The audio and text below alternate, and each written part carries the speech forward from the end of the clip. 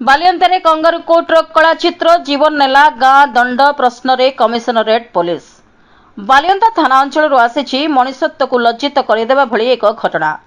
कथित कंगारू कोर्टर निष्पत्ति पर जड़े व्यक्ति को गाँ लोक मिसी माड़ मारिथिबा अभियोग होईछि। शेष में चलीगला एक मूल्यवान जीवन। घटना पर समग्र अंचल में चांचल्य खेली जाइथिबा बेले कमिशनरेट पुलिस भूमिका को नहीं उठी बड़ प्रश्न।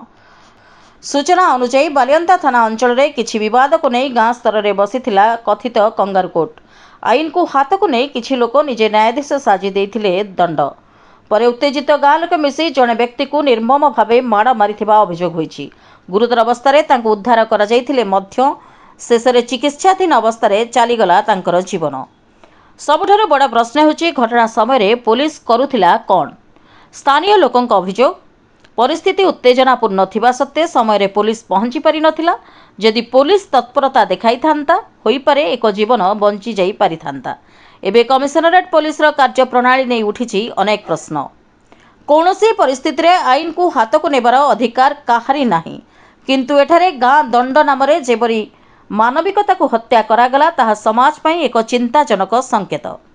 एही घटना पर एबे समस्तक नजर कमिशनरेट पुलिस उपरे। दोषी विरोध रे केबे हेबो कड़ा कार्यानुष्ठान। मृतकों परिवार को केबे मिलिबो न्याय। कंगारू कोर्ट नाम रे जदि एभली भाबरे जीवन जाउथाए तेबे आईन व्यवस्था पर साधारण लोकों भरोसा केमिति रहिबो।